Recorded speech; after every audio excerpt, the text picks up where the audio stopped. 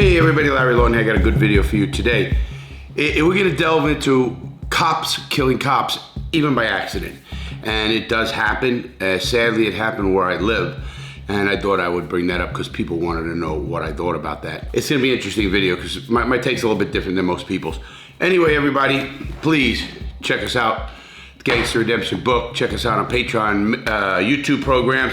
If you bought the cigar, they're out. They're going great. They've been mailing. We've been mailing. Now let's get into this video. We had an incident here where I live in Palm Bay, Florida, where one sheriff's deputy, they live together. Two sheriff's deputies live together. Now remember, they're young. One is 23. I'm not sure the exact age of the other. They're two young guys, work for the sheriff's department. Well, the story is they were playing Call of Duty. It's late at night on a Friday night. And one deputy shoots the other deputy in the head and kills him by accident. Now, here's the little bit by accident I just don't understand, because reading about this whole case makes me wonder really what goes on.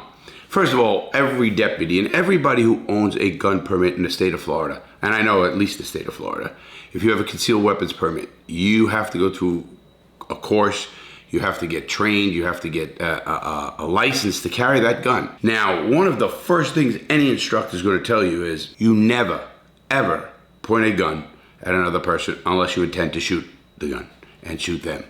Now, people say, well, what about a gun that you know is unloaded? You still never do that, and they're told never to do that. First of all, you don't know who's around, who could see you, see from a distance, see you pointing a gun at somebody and shoot you. That's just another one. Or is it empty? This is what is the confusing part of this. These two deputies were playing Call of Duty. Nobody really knows the whole incident right now, and they did charge the one deputy with manslaughter. They did charge him first-degree manslaughter, so he is up on charges. He has been arrested. And this just happened a week ago. One deputy takes the gun, points it at his friend for whatever reason, pulls the trigger, and nothing happens. He jacks the chamber again, and he fires the gun, and it goes off. Now, it's being investigated, and it was investigated as an accidental shooting. I don't know how deep they should go, and I hope they do go. Being they charged him already, you'd think they did a full investigation already, unless they were going to do what they call supersede indictment, meaning they're going to bring down another indictment later down the line. But that doesn't make much sense either. In this case, why would you jack the chamber? Okay, if you're joking with him and you clicked it and it went off and then you pull, why would you pull the chamber? That's kind of really confusing to me. I know enough about guns. I'm not a gun nut or anything of that nature, but I do know about guns. And why would you jack the chamber and then shoot it? Now, these two guys are in their young 20s, let's call it that. 23 was the one man who's arrested. They did not put him in the Brevard County Jail here, being the sheriff runs the jail. They put him in the Seminole County Jail. And that's probably a good reason for doing it too. He's away from the sheriff. They have their own sheriffs there and everything else. But the state attorney actually covers both counties. But the sheriff's departments are each county. Now, it's confusing me. Now, let me go in a little bit deeper in sheriff training. The United States does not have enough training for law enforcement officers, period. Does this go deeper than that? I don't know. You know, you go to a lot of countries overseas, which I work with, from Germany to Finland to Sweden to a lot of those, the Netherlands, Norway. They have 3-year academies. It's college, 3 years of college, call it what it is, to become a law enforcement officer. The United States has 6 months. Is it enough? I don't think it's enough. I really don't. I don't know how much you can put in there, how much training should be put in there. But we do know with testifying in court alone, they can do 6 months on that. Because many times law enforcement officers get caught lying on the stand on the stupidest shit. So that really makes no sense too. So I'm not understanding that part of it. There's so much a law enforcement officer needs to know. You know, a lot of times people think I bash. I don't bash law enforcement officers. I respect good law enforcement officers, period. I respect them, and I respect them very much because we need them. You know, I have many people tell me, well, we don't need cops. Yes, you do need cops. Because if your house is robbed, do you call 411 or 911? 411 is information. Of course, you don't call them. You call 911. You need immediate help. Cops are there. You know, I give them a lot of credit. With the little training they do have, they put lights and sirens, they head to danger. Now, you know, people who say, that's bullshit. No, it's not bullshit. I've seen many cops that I call friends that will run into a fire or run into a danger, run into situations and put their lives in danger. Now, yes, of course we have the Valdi incident with the kid, all those kids getting killed in Texas, and the cops did nothing. Well, that's a systematic failure of that whole entire department and leadership. If they're not willing to run into that building and go for to help those kids, who the fuck are you gonna go help? So I mean, those are the one arguments I've been getting back. What about that?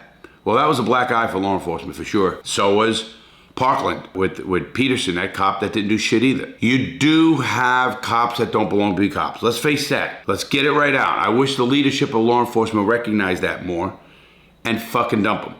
I had Al Balacio, who's the head of the union down in Dade County, Florida, on my show. And as he said, they hired over 300 cops in less than a year. 10% didn't make it. That's 30 cops did not make it. And it maybe should have been more, I don't know. But I'll tell you what, I give him a lot of credit for that. In a time of hiring law enforcement so hard, to boot them when you have somebody willing to do the job, it's a good sign that they're at least looking at the bigger picture or looking down the line. You know, you could hire a cop that's questionable. He goes his whole career and he's questionable and he never had an incident. You'd think he's a good cop. Cop was never put in danger. You know, I taught the police academy. I spoke at the police academy in St. Louis, Missouri. And I asked a raise of hands of there were about 20 cop recruits in the class. I said, how many of you been in a fight? A real fist fight? Dude, you know only a few didn't put their hands up. That's the problem. When you have cops who have never been in a fight, they don't know what it's like to get punched in the face. It's not that bad. Happens. It's not the end of the world. That's where the cops are not ready because they could do all that little hand-to-hand combat training they want until they've been hit in the face. They don't know what they're going to do. And it kind of boggles my mind that we would be hiring people like that. And in that case, I believe we should be hiring cops who have more street experience. I know you're going to get some pushback. I don't care if a kid who's 19, 20 got caught for shoplifting or minor drugs, marijuana, some bullshit. In today's policing world, they are not allowed to be a cop. I don't know if they call it character or whatever. I think it's bullshit. I think people change. I think those are the kind of cops I want. The kid who's made the mistakes, but now he grew up and now he's doing the right thing. And that kid's going to be a good cop. That kid's going to know when there's bullshit or not. That kid's a street kid. That kid comes from a tougher neighborhood maybe. And I think those are the kind of cops we do need. Those are the kind of cops that make people proud because they're the cops that are not gonna judge every incident that happens in black and white. See, I don't believe cops should do that. I know they say to me, cops, well, Larry, we got so many people watching us. I don't want to lose my job over not doing this or not doing that. I think that's a problem too. I think we need to hold cops as human beings first. Second, I think they should be held to a higher degree when it comes to having their arrest powers or shooting somebody under the color of law. You know, people go, why do you want to hold cops at such a high degree? I says, because that man is the only profession that has the authority to arrest, detain, arrest, or shoot under the color of law. When he pulls his gun and he does something, we're assuming he's right. We're assuming before anything's out there that man did the right thing. Did he? I don't know. I think cameras were a big step. I think all law enforcement officers should have cameras. Every one of them should have a body camera. And if that doesn't work during an incident, that man, unless it's not his fault and they can figure it out, meaning he shut it off or he didn't put it on or whatever it is, should be fired. Not only fired, they should be convicted of that crime that they need to be accused of. You know, cops need body cameras for their own safety. With that said, going back to two cops killing a cop, supposedly during a accidental shooting, whenever you point a gun at another person and you're a law enforcement officer, I don't know how much that's an accident. I just don't know. I think should have been investigated more, and I hope it is still being investigated. I don't understand why they charged them already in this incident because we don't know what happened yet, I don't think. I don't know if, they came out with charges within a week of the shooting. I don't know how much they looked at his cell phone and how much they looked at all people and what incident he had beforehand. Did they interview every single cop that he worked with? Was he a disgruntled employee? Did he have financial issues? Who knows? Maybe they'll play for money and you don't want to pay the guy. I don't know. I'm only surmising. I have no idea, and I hope This young man obviously made a mistake, and that's all it is. And then he gets his life back someday and can go on with life, because life's never over just because you have an incident or a felony record. It's not. People think it is. It's not. Does it hurt you? Maybe. But I look at myself as a convicted felon, and things happen to me. So I want everybody to know that even though this young man did what he did, I'm not a hater. I never hated on people. And I don't hate on people anyway. That's not my style. Hate's a bad word. I try never to use it. Hate is a word that only hurts me. Because when you hate, it eats you up inside. Doesn't eat the person you hate up, that you hate up. You don't even know you hate him. So hate's a very tough word to use. I don't use it when I can. And I catch myself and I always correct myself. Because it's a word that is just detrimental to yourself. And if you use that word, oh, I hate that guy. Hate ate me up for many years. I hated and I planned the murders of the 2 officers that abused me and pissed on my face and spit on me. It took me 5 years before my cousin saved my life and told me, Larry, it's killing you. That hate's no good, it's killing you. And she was right. And now I feel bad for them. And I actually, I'm not religious, but if I was, I'd pray for them. Because those are the kind of guys that must have a terrible life, that they have to abuse somebody in the worst time of their life. They must go home and be beaten by their wives or something. I don't know. So I've learned to take hate out of my heart, and I hope you do too. I also look at an incident like this and say, what about training? How much training? Do they need more training? I am talking on-the-job training now. I'm not talking more academy. We know they need more academy. We know they need more police academy by a lot.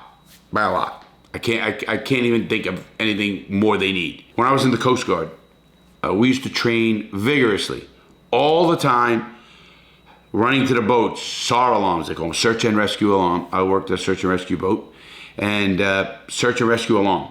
When I was at a small boat station, we'd have drills every day. And that's just running down to the boat. What jobs does everybody have? Because if you fuck up just with that, and you get a line fouled in your prop, and you can't go anywhere, you just might have put 2 people that are drowning dead. So we trained vigorously on the littlest things. So there was second nature. And I mean second nature. We also had firearms.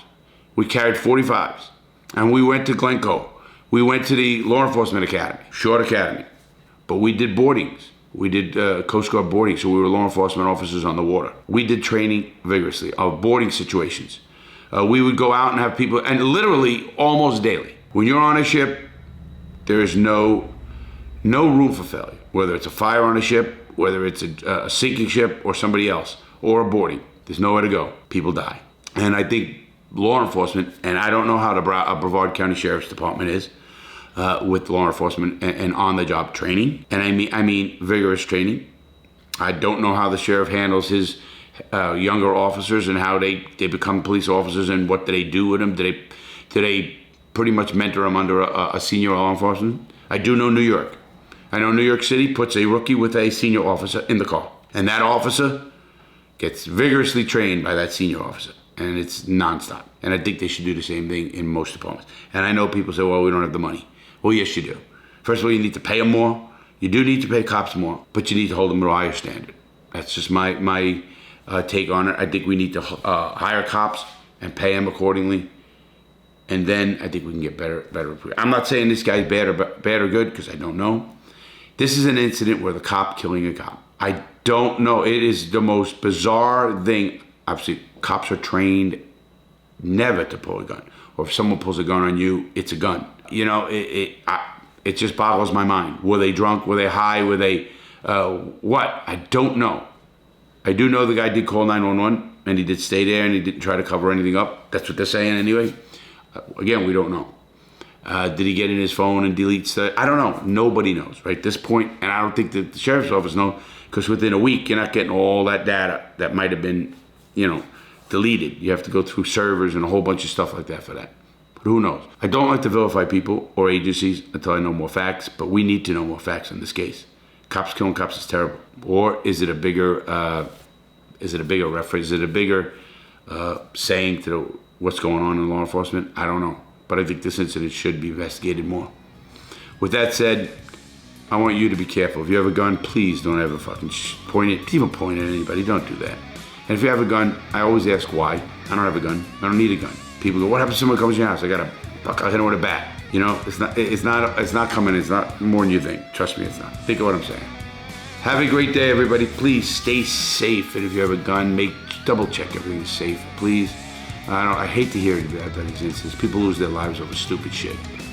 Have a great day, everybody. See you next time.